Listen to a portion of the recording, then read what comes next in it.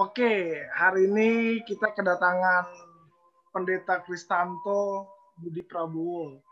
Kita kenal melalui Facebook aja ya Pak, kenalan dari Facebook, Iya, komen-komenan status, dan tadi pagi aku minta Bapak untuk, Pak kita ngobrol yuk, terus Bapak bilang ayo gitu kan. Nah, tapi sebelum jauh lebih dalam, saya ingin share screen dulu riwayat hidup Bapak nih, atau kurikulum vitae Bapak, karena temanya yang kita akan bahas ini penting, jadi takutnya nanti kayak Prof. Hadi Pranoto gitu, jadi Profnya nggak jelas dasar pendidikannya seperti itu. Makanya kita share oke. screen dulu.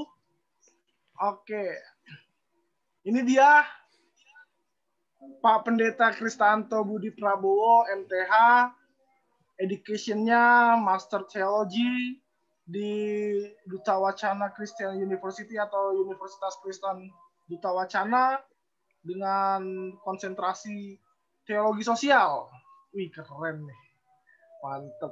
Lalu kemudian tesisnya The Post-Transmigration Theology, Social Change and Diasporic Awareness of the Southern Sumatra Christian Church. Jadi teologi pasca transmigrasi, perubahan sosial dan kesadaran diasporik Gereja Kristen Sumatera bagian selatan. Lalu S1-nya juga di Duta Wacana dan sekarang sedang PhD candidate di UGM seperti itu. Gila, keren. Oke.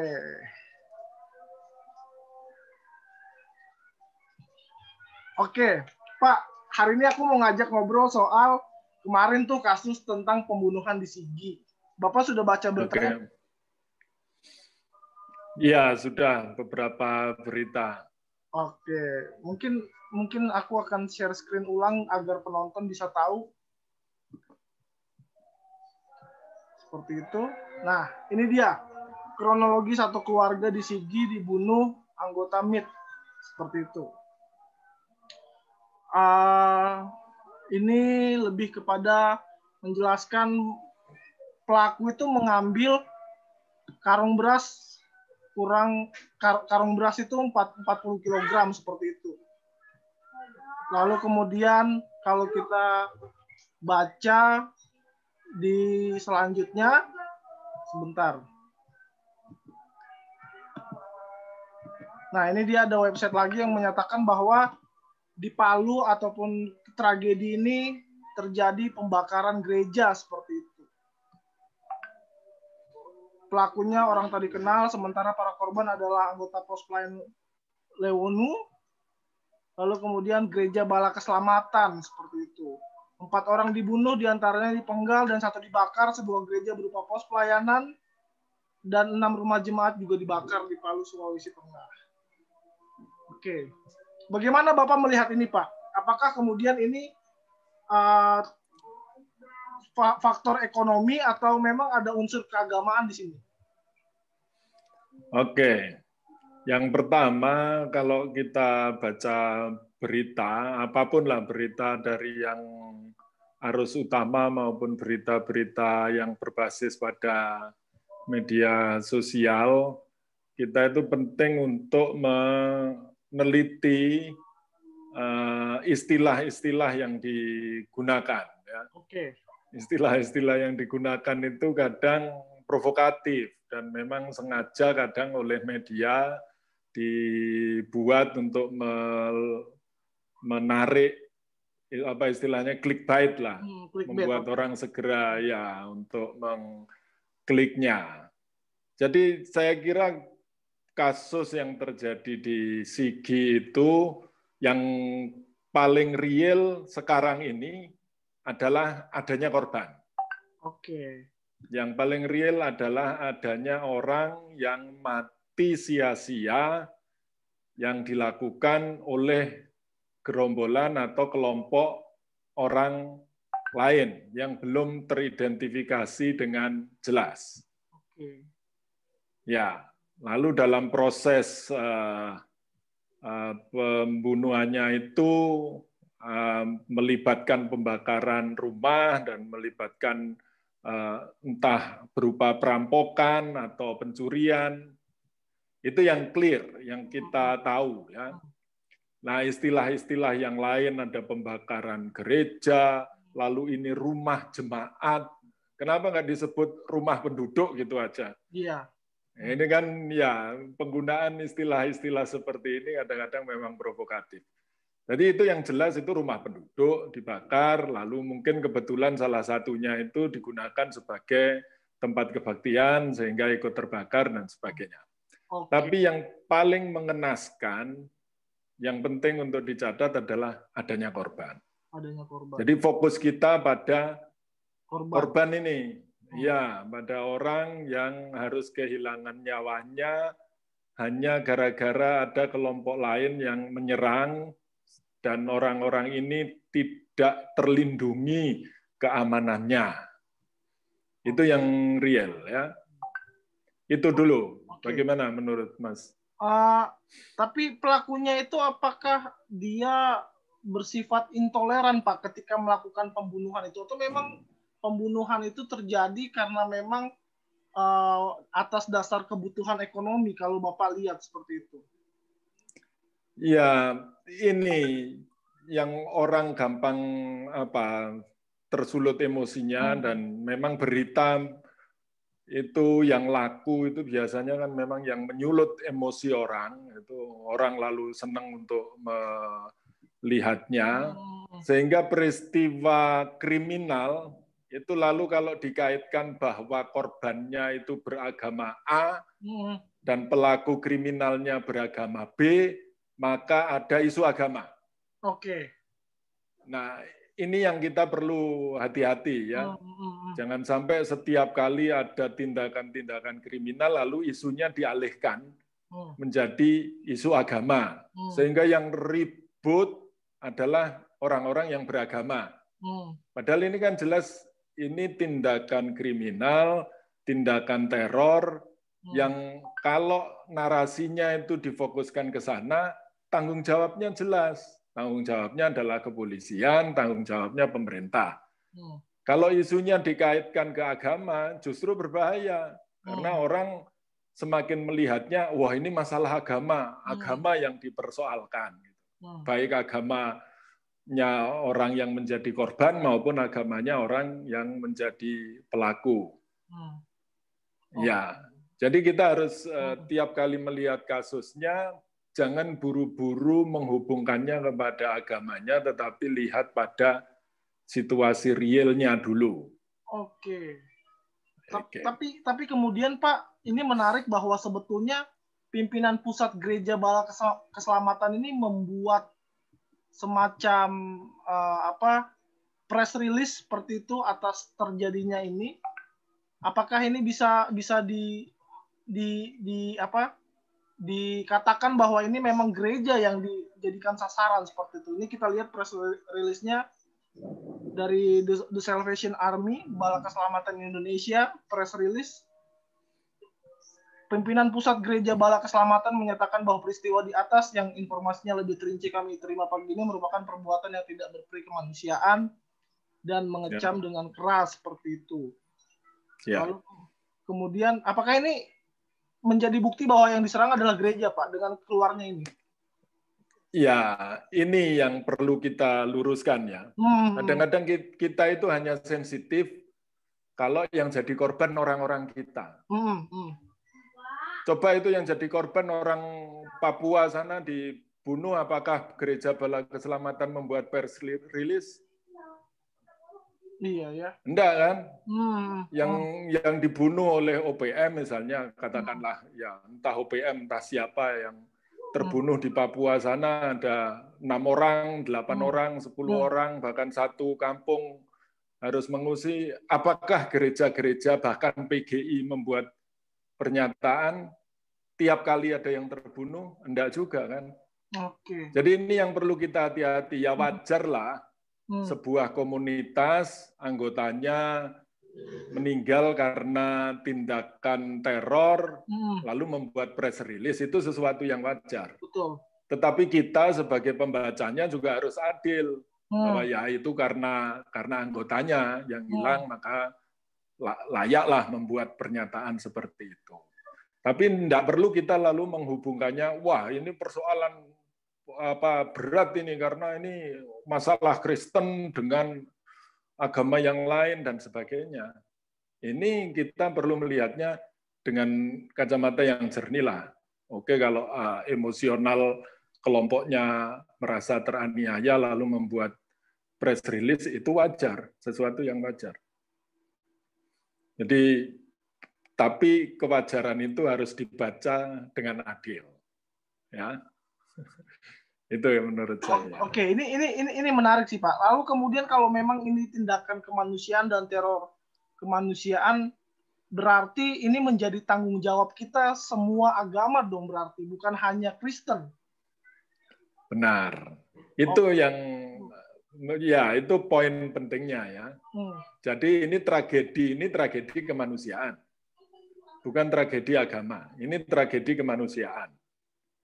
Bahwa relasi kemanusiaan yang ada di Indonesia ini entah friksinya karena apa, karena nanti kalau diurut-urut kan bisa alasan ekonomi, bisa alasan agama, bisa alasan politik, mungkin saja kan merembet ini situasi di Jakarta begini, lalu kelompok-kelompok menjadi semakin beringas, bla bla bla, dihubungkan bisa-bisa aja.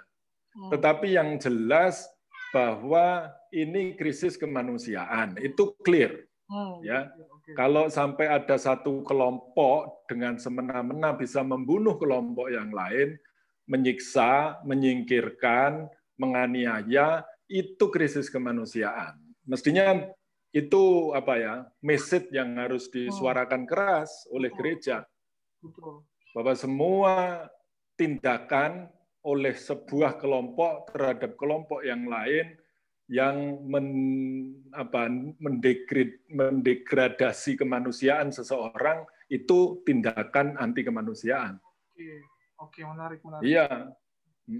Berarti sebetulnya kita tidak boleh mengarahkan kasus ini terhadap agama tertentu, tapi kepada kemanusiaannya seperti itu.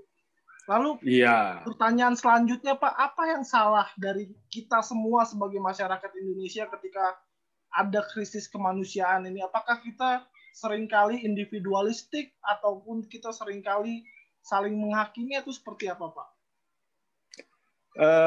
Menurut hemat saya, karena fokus kita, bahkan kehidupan kita berbangsa, bernegara, bahkan beragama sekalipun, fokusnya itu bukan pada nilai-nilai utamanya, tetapi pada identitas.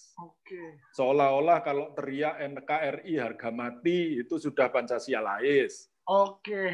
Seolah-olah kalau bilang Shalom dan Haleluya itu udah paling Kristen. Gitu kan? Identitasnya yang ditonjolkan, tetapi bukan nilai-nilainya. Sehingga orang kehilangan sensitivitas terhadap nilai-nilai asali agamanya. Hanya fokus kepada identitas agamanya. Ada kasus sedikit, orang lalu tergerak emosinya itu karena identitas agamanya yang tersentuh, gitu ya. Bukan nilai-nilai keagamaannya, nilai-nilai kemanusiaan, nilai-nilai keadilan, itu bukan itu yang tersentuh. Tetapi identitas agamanya, wah orang Kristen teraniaya. Iya ya. Lalu kita selalu gitu ya. Iya. Sehingga kita sendiri tidak berani menyuarakan, oh ini masalah kemanusiaan, ini masalah keadilan. Itu susah, karena sensitivitas kita tidak di sana. Sensitivitas kita juga hanya pada identitas. Oke. Lalu kemudian Pak, PGI kan mengeluarkan surat kecaman terhadap peristiwa ini. Apakah ini hanya sekedar kecaman atau follow up-nya kira-kira seperti apa Pak? Karena seringkali kasus-kasus kemanusiaan seperti itu seringkali PGI mengecam tapi follow up-nya nggak ada gitu. Apakah kali ini memang PGI harus memberikan follow up karena nilai-nilai krisis kemanusiaan itu memang udah nyata nih gitu? Iya, PGI ini kan organisasi besar ya. Dan cara kerja pastoralnya saya kira dipikirkan secara integral. Jadi tidak kasual. Ya kalau reaktif terhadap satu kasus tertentu, oke lah untuk memperlihatkan kepada publik bahwa sebagai lembaga yang sifatnya nasional, kita prihatin, kita concern dengan situasi ini. Tetapi kalau menimbulkan kesan bahwa reaksi spontannya itu justru memperlihatkan apa tersekat-sekatnya kemanusiaan yang ada di Indonesia ini, itu malah sangat disayangkan kan. Makanya bagaimana sikap PGI ini terbaca oleh publik itu menjadi penting. Ya, menjadi penting. Mungkin public affair-nya PGI harus mampu memberi penjelasan gamblang bahwa fokus dari permohonan atau surat atau himbauan atau apalah kutukan atau terhadap peristiwa ini apa intinya? Kalau hanya meminta, wah ini orang Kristen ditindas PGI tidak suka, ya sama aja dengan yang lain toh. Akhirnya isunya hanya pada identitas Kristen, bukan pada inti nilai-nilainya. Ya, kalau yang disuarakan PGI adalah inti nilai-nilainya, masalah keadilan, masalah kemanusiaan. Nah, baru itu secara publik orang akan membaca, oh gereja ternyata fokus pada nilai dan bukan hanya pada identitas. Oke. Lalu kemudian Pak, kan PGI ini kan organisasi besar, masanya banyak seperti itu. Ya. Akankah kemudian PGI memiliki kesempatan untuk berdiskusi dengan misalnya Menteri Politik dan Keamanan, Menko Polhukam misalnya, untuk masalah keamanan negara seperti itu. Karena kan ini menyangkut soal negara juga. Ataupun tentang keagamaan misalnya, nilai-nilai keagamaan bagaimana diterapkan, diskusi dengan Menteri Agama. Apakah ini perlu dilakukan, Pak? Mengingat nilai-nilai kemanusiaan itu sudah mulai krisis seperti itu. Iya, di Indonesia ini sayangnya kan ya, lembaga-lembaga besar keagamaan sekalipun, tidak hanya PGI itu ya, NU, Muhammadiyah, itu lembaga-lembaga besar, itu selalu melakukan pendekatan pastoral kemanusiaan dalam mensikapi sesuatu. Tetapi kan sistem bernegara kita tidak begitu. Sistem bernegara kita lewat partai kan. Betul. Oke lah kita memberi pertimbangan, paling ya didengar oleh beberapa anggota DPR, syukur kalaupun didengar gitu ya, apalagi dipertimbangkan. Kalaupun didengar atau dipertimbangkan oleh eksekutif, ya syukur gitu ya. Tapi kan kita tidak ada jalur resmi bahwa organisasi-organisasi keagamaan ini bisa mempengaruhi kebijakan yang sifatnya kebijakan negara secara nasional. Oke. Kecuali pemimpin organisasi, misalnya pemimpin organisasi Kristen ini masuk ke dalam sistem kenegaraan, Pak. Baru kemudian bisa mengubah. Apakah seperti itu? Ya, selama sistem kenegaraan kita, sistem partai dagang sapi seperti selama ini, ya memang peluangnya hanya itu. Itu pun harus orang-orang yang ada di sana dengan kapasitas untuk berani bersuara. Itu mungkin DPD lah, Dewan Perwakilan Daerah atau apa itu yang dipilih berdasarkan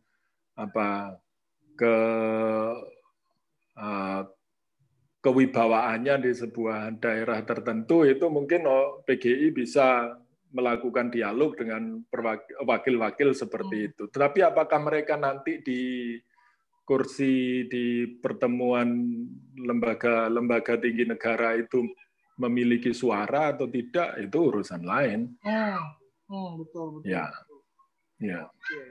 Lalu kemudian ini menarik, Pak, bicara soal nilai-nilai kemanusiaan yang terjadi. Apakah kemudian negara tidak peduli dengan nilai-nilai kemanusiaan seperti ini? Karena banyak kasusnya yang kemudian tidak disikapi dengan baik seperti itu.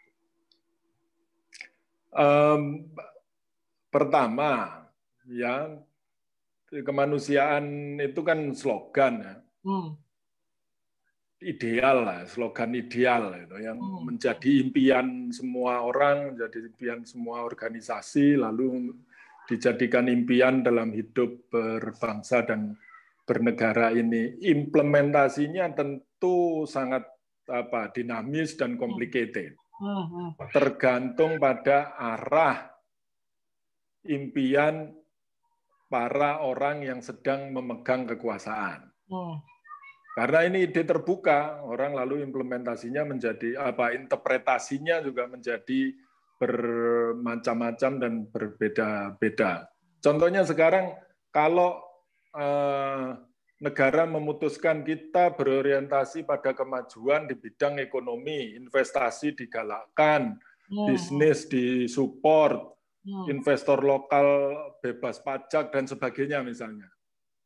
Pertanyaannya sederhana saja kan, apakah hal seperti itu tidak mengganggu nilai kemanusiaan? Sederhana. Maka diskusinya akan panjang kan, bagaimana itu diimplementasikan di lapangan. Kalau kenyataannya orang-orang harus tergusur demi implementasi orientasi kemajuan yang sedang dicanangkan. Orang harus kehilangan rumah, orang harus kehilangan pekerjaan, orang hutan digunduli dan sebagainya. Oke. Sederhana, orang bisa akan bertanya, ini nilai kemanusiaannya di mana? Tapi ya itulah, bagaimana orang menginterpretasikan nilai kemanusiaan itu tergantung pada kekuasaan. Nah, akan menarik kalau ini dihubungkan dengan bagaimana kekuasaan memaknai apa istilah toleransi itu. Oke. Berhubungan dengan kasus yang Anda sebutkan di awal kan. Saya pernah membuat tulisan di blog personal saya mengenai macam-macam toleransi. Di Indonesia ini yang paling kuat itu kan toleransi berbasis kekuasaan. Yang ngatur siapa yang harus bertoleransi itu negara. Nah, ini pemikiran ini tidak hanya terjadi pada kaum elit, politikus, tetapi ada banyak di masyarakat juga. Kita kadang-kadang juga mengandalkan konsep berpikir begini, bahwa kalau ada sesuatu, ada tindakan intoleran, lalu kita langsung berpikir, mana kekuasaan negara? Wah, negara tidak hadir dan sebagainya itu ya. Nah, itu artinya konsep berpikir kita toleransi itu berbasis pada kekuasaan. Ya, hadirnya kekuasaan lah yang akan menghasilkan toleransi. Ini menarik. Ini menarik. Ini tawaran yang menarik sih. Iya ya, saya sering sekali berpikiran seperti itu. Justru. Iya. Iya. Tapi kan kemudian tatanan kehidupan masyarakat kan diatur oleh kekuasaan, Pak. Sehingga kita tidak menaruh toleransi terhadap kekuasaan karena kehidupan kita diatur oleh kekuasaan seperti itu. Diatur oleh kekuasaan, tujuannya jelas kan? Kekuasaan itu menghadirkan atau meyakinkan kepada masyarakat bahwa toleransi itu harus terjadi. Untuk apa? Agar ada harmonisasi sosial. Nah, ini konsep yang kedua. Kadang orang lalu memahami toleransi itu berbasis pada harmonisasi sosial. Yang penting harmonis. Urusan kamu kan kecil, dapat jatah kecil, itu sudah nasibmu. Yang penting kita hidup harmonis. Seringkali orang berpikir begitu juga kan? Iya. Jadi toleransi berbasis harmoni. Udahlah, sing penting nggak usah rame-rame. Kalau kamu agak tersinggung dikit, ya udah minta maaf. Kita baik-baikan lagi ya, harmonis lagi, gitu kan. Nanti orang bikin apa sesukanya, membuat orang marah, ya sudah, maaf. Yang penting ada harmoni. Nah, itu yang kadang-kadang kita sampaikan juga. Begitulah seharusnya kita bertoleransi. Tujuannya apa? Harmoni. Lalu orang akan bertanya dengan mudah seperti Anda tadi, lah mana keadilannya? Kalau yang penting harmoni, lah mana keadilannya? Seperti kasus Syiah di Madura itu kan, wah, yang penting harmonis lah, kamu udah nggak usah jadi Syiah lagi, jadi seperti yang lain. Kadang-kadang di gereja juga begitu kan. kalau terjadi konflik di gereja gitu kan, ya sudahlah, yang penting kita ini kan satu tubuh Kristus gitu ya.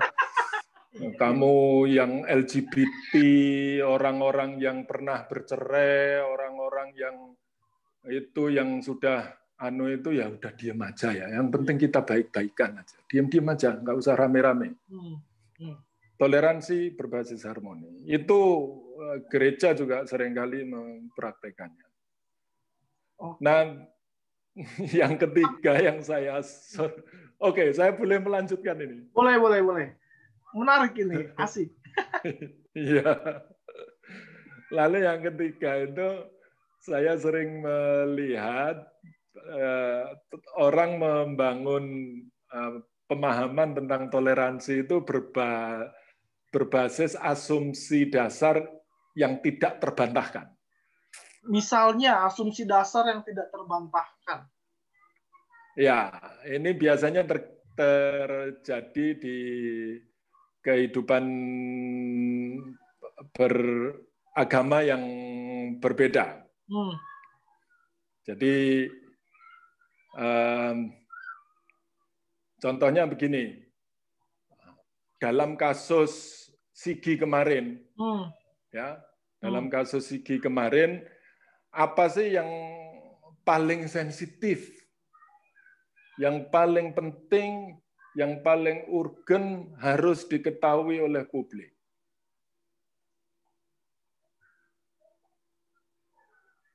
Orang lalu fokusnya adalah pada ini isu agama, seolah-olah ini tak terbantahkan, kan? I see. Memang tak terbantahkan. Yang jadi korban Kristen, yang melakukan tindakan dituduh beragama bukan Kristen, gitu kan? Ini tak terbantahkan. Jadi asumsinya itu pokoknya ada sesuatu yang tak terbantahkan, nah kita harus toleran. Ya sudah, kita terima aja. Memang tidak bisa dibantah lagi. Nah, itu sering terjadi pada apa? Ini kalau diskusi kita di teologi publik, itu di diskusi-diskusi publik kan sering terjadi seperti itu. Orang berusaha meyakinkan orang lain supaya mentoleransi dirinya bahwa apa yang dia sampaikan itu benar, tidak terbantahkan. Iya.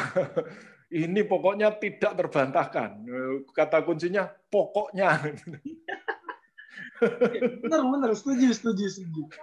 Iya. Nah, itu toleransi berbasis asumsi dasar tak terbantahkan. Seolah-olah adalah sesuatu itu yang nggak bisa dibantah gitu. Seolah-olah ada. Nah, yang terakhir, yang selanjutnya itu saya melihat toleransi berbasis ajaran agama. Ajaran agama.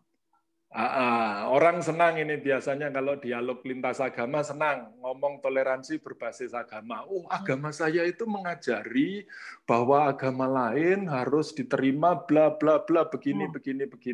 Nah, itu kan. Kristen juga seperti itu. Dalam kekristenan itu penghargaan, penghormatan terhadap orang yang berbeda itu bla bla bla, baik semua, gitu ya. Terutama yang paling baik adalah nanti yang jadi Kristen, gitu. Ujung-ujungnya kan gitu biasanya ya. Nah, ini toleransi berbasis ajaran agama. Ini permainan kata-kata saja menurut saya ya. Kalau orang membangun toleransi tapi basisnya adalah ajaran agamanya sendiri, ini basa-basi saja. Jadi ya hanya untuk omong sopan-sopanan lah. Agama saya juga bicara kok tentang bagaimana menghargai agama lain. Tapi dalam hatinya, saya ketemu kamu itu tujuannya supaya kamu ikut saya jadi Kristen. Kadang-kadang kan banyak itu aktivis Kristen ya yang ikut lembaga-lembaga organisasi yang lintas agama itu ngomongnya begitu, tetapi kalau nanti di gereja itu kesaksiannya adalah saya sedang mencari jiwa-jiwa, ya, celaka kan? Itu kenyataan sepertinya itu ya. Iya. Itu kenyataan, kita akui saja lah. Lalu kemudian toleransi yang baik itu seperti apa, Pak? Kalau memang tadi keempat itu punya kelemahannya masing-masing, sebenarnya toleransi dalam apa yang Bapak pikirkan tuh apa sebetulnya? Iya, ada satu lagi yang seringkali dipakai oleh budayawan ini. Toleransi berbasis sejarah. Ini kalau orang Jawa biasanya lebih gampang menggunakan toleransi berbasis sejarah ini. Oh, zaman Mojopahit dulu itu agama beda-beda sampai hasilnya itu Bhinneka Tunggal Ika itu. Oke. Jadi yang jadikan referensi sejarah gitu ya. Seolah-olah dulu itu kita tidak pernah punya konflik agama, tidak pernah punya friksi antara agama, nggak pernah punya kepentingan politik lintas agama, seolah-olah gitu ya. Cari yang baik-baik di dalam sejarah. Jadi, oh iyalah, kita ini berasal dari sejarah yang sama. Orang Jawa Timur ini dari Mojopahit yang sama, orang Jawa Tengah dari Mataram yang sama, Jawa Barat dari Pejajaran yang sama, yang ajaran toleransinya baik semua. Selesai sudah. Ya, orang lalu melakukan aksi-aksi sosial berbasis tradisi sejarah tertentu bisa berjalan dengan baik. Bagi saya semua toleransi itu, bentuk-bentuk toleransi itu ada konteksnya dan ada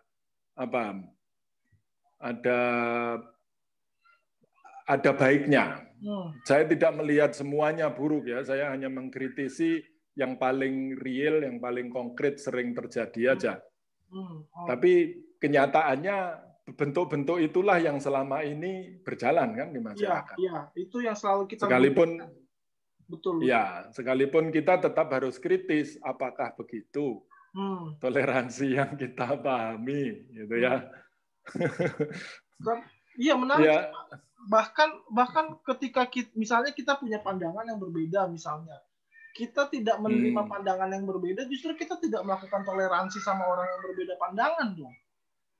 Ya kan? Jadi akhirnya toleransi itu lebih kepada hal-hal kecil yang ada di dalam kehidupan kita. Misalnya dalam kekristenan pun orang karismatik selalu bertengkar dengan orang Protestan, misalnya masalah Roh Kudus misalnya.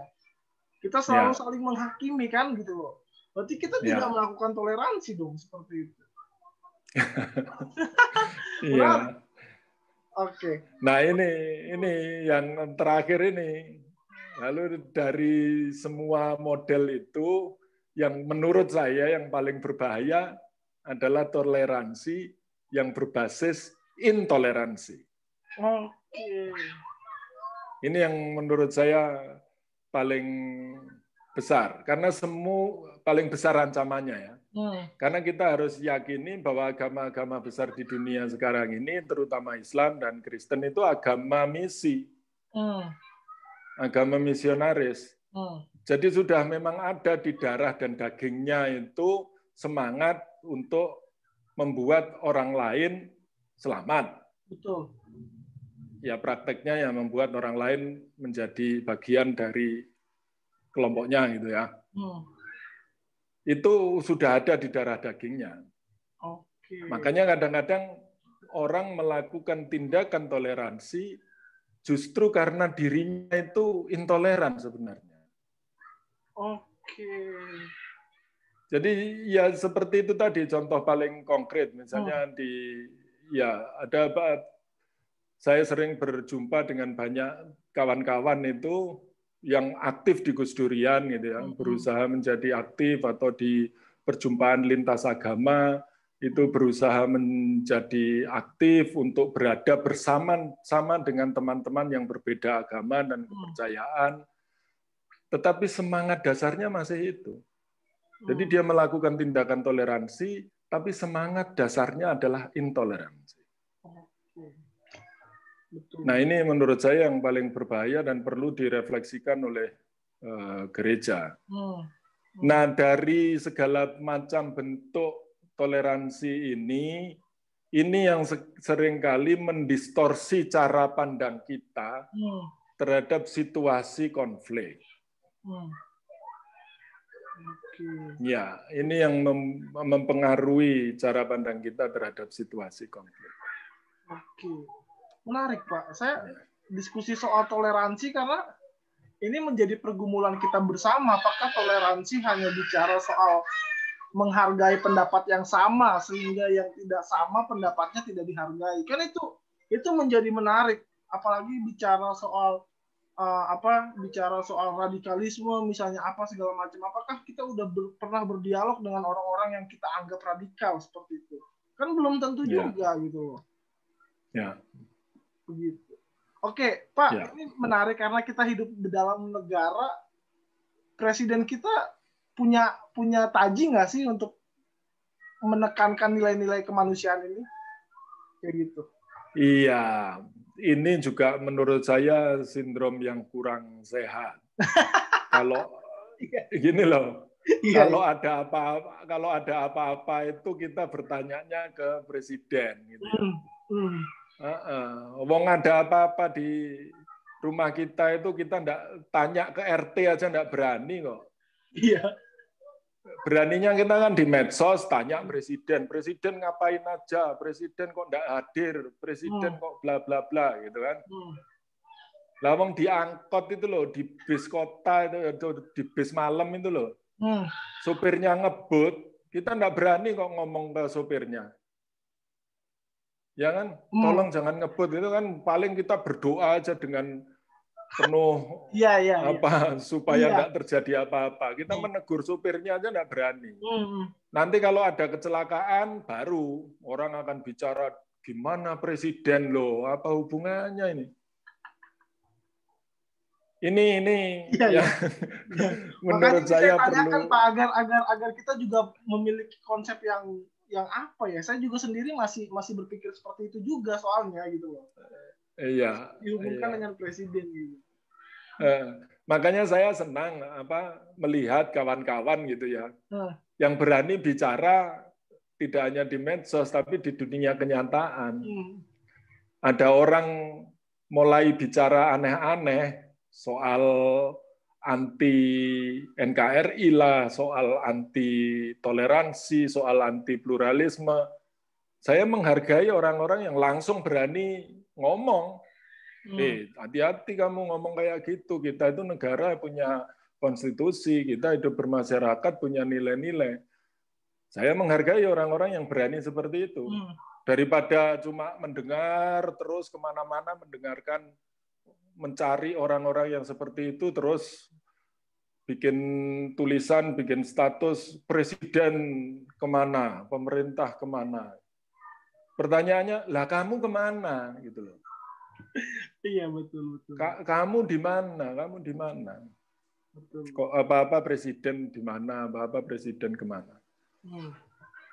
Okay. Kalau real jelas ya, ini kasus besar yang memang presiden dengan sadar melakukannya sebagai bagian dari strategi kebijakannya.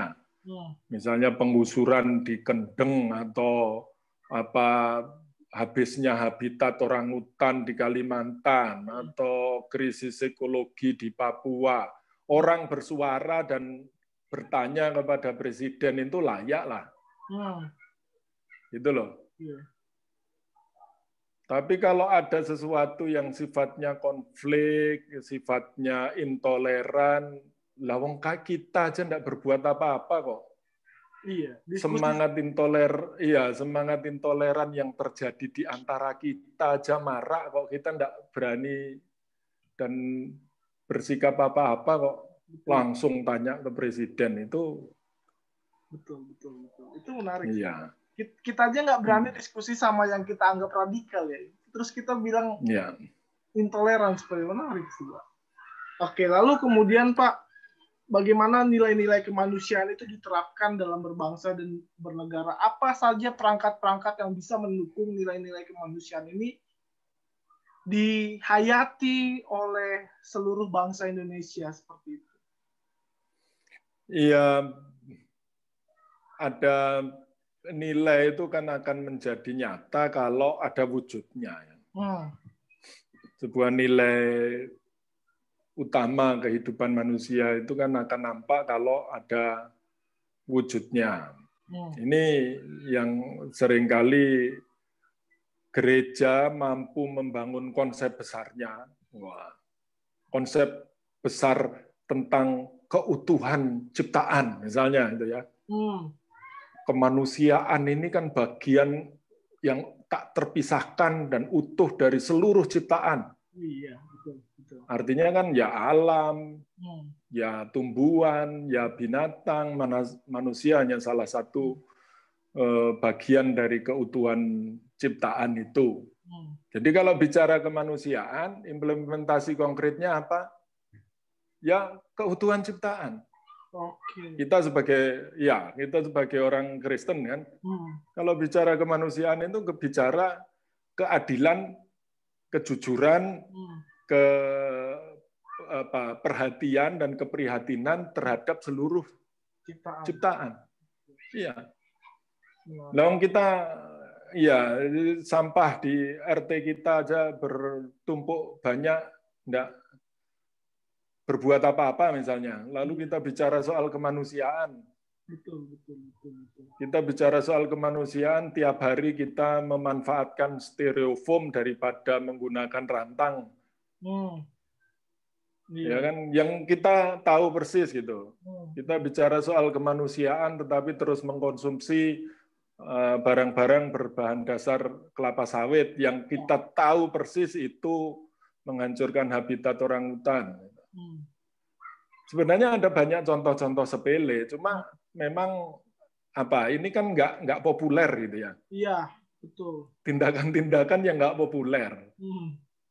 Betul. Dan ini menurut saya ya, tindakan-tindakan nggak populer seperti ini adalah tugas gereja untuk menyuarakannya dan menjadikan populer. Iya. Tapi gereja sendiri juga begitulah Pak, maksudnya gereja sendiri juga apakah kemudian di dalam gereja pernah disosialisasikan tentang menjaga alam? Kan belum tentu. Khotbah tentang alam misalnya di gereja berapa bulan sekali sih, kan belum, setahun sekali juga belum tentu ada khotbah tentang gereja. Tentang alam. Kita itu orientasinya selalu cenderung horizontal cenderung vertikal daripada horizontal. Belum rata lah. Belum secara holistik juga cara berpikirnya bahwa yang horizontal dan vertikal itu tidak terpisahkan misalnya. Kita bicara keutuhan ciptaan, kebanyakan akhirnya fokusnya pada penciptanya. Iya, betul. Padahal ini kita bicara tentang ciptaan. Udahlah, urusan penciptanya itu udah selesai lah. Udah nggak bisa diganggu itu ya. Iya, kita semua udah deal lah urusan pencipta. Yang kita belum deal ini kan bagaimana mengelola ciptaannya itu di bumi ini. Itu yang kita belum deal. Urusan yang pencipta sana udah lah deal kita. Kamu mau melihatnya sebagai apa, saya mau melihatnya sebagai apa, itu tidak akan pengaruh buat dia. Iya. Yang berpengaruh buat kita bersama ini kan ciptaannya yang harus kita kelola bersama. Makanya sebaiknya kan ini yang lebih dijadikan fokus pembicaraan itu, keutuhan ciptaan. Jadi implementasi kemanusiaan itu harus dilihat secara integratif, holistik, seperti slogan kita. Keutuhan ciptaan. Manusia adalah bagian dari keutuhan ciptaan. Oke, menarik ini Pak. Lalu kemudian terakhir Pak, dari segala diskusi yang sudah kita lakukan seperti itu, apa sih sebetulnya nilai kemanusiaan itu? Itu kan menjadi sebuah pergumulan kita. Apa itu nilai kemanusiaan? Ya. Dulu memang konsepsi paham kreasionis itu manusia kan ciptaan yang paling utama. Jadi nilai kemanusiaan ini adalah apapun di alam semesta ini bisa direkayasa, bisa dirubah, bahkan kalau perlu dieksploitasi dan dirusak sekalipun, jika alasannya adalah mempertahankan manusia. Jadi alasan kalau disederhanakan demi survive-nya manusia, alam boleh dihancurkan. Itu dulu ya. Okay. Paham ya. Paham menurut saya ini, paham sebelum muncul konsep keutuhan ciptaan. Okay. Nah, ketika itu dimunculkan, konsepsi keutuhan ciptaan itu dimunculkan, maka apa yang dimaksud nilai kemanusiaan itu tidak lagi berpusat pada manusia sebagai ciptaan yang utama, yang paling unggul. Oke. Tetapi manusia adalah bagian saja dari keseluruhan ciptaan, dari keseluruhan apa yang disediakan Tuhan di alam semesta ini. Jadi kemanusiaan kita itu bukan lagi kalau diperhadapkan dengan lingkungan alam itu ya, bukan lagi yang utama. Tetapi bagaimana kita memposisikan diri bermakna di dalam alam ini, itulah makna kemanusiaan kita. Oke. Kalau saya sebagai orang Jawa, maka saya akan menjadi bangga karena sejak dahulu orang Jawa itu punya konsepsi itu. Oke. Namanya memayu hayuning bawono. Jadi tugas manusia hadir di dunia ini adalah mempercantik kecantikan semesta. Jadi semesta ini udah cantik, udah lengkap, utuh. Dengan ada manusia ini sudah utuh. Lalu apa tugasnya manusia? Tugas kemanusiaannya adalah mempercantik apa yang sudah utuh dan cantik ini. Oke. Jadi kalau ada semangat merusak, mengeksploitasi demi survive, itu udah keliru. Oke. Itu. Sepakat. Konsep-konsep itu yang tidak digaungkan di gereja, Pak. Iya. Iya nggak sih? Kita jarang untuk bicara soal keutuhan ciptaan dalam gereja. Bahkan khotbah-khotbah tentang keutuhan ciptaan pun jarang sekali. Paling khotbah tentang berkat, khotbah tentang bersyukur, kayak gitu. Ya, karena orientasi teologi kita kan teologi individual ya. Ya, teologi yang sifatnya individual, bukan teologi yang sosial. Makanya saya tadi senang disebutkan kalau fokus studi saya teologi sosial, karena kebanyakan saya akan bicara berdasarkan perspektif teologi sosial. Oke. Bukan teologi personal. Oke, betul. Iya, makanya. Ini diskusinya jadi komunal jadinya gitu, dan asik seperti itu. Oke. Pak, kita thank you sudah mau ngobrol sama saya.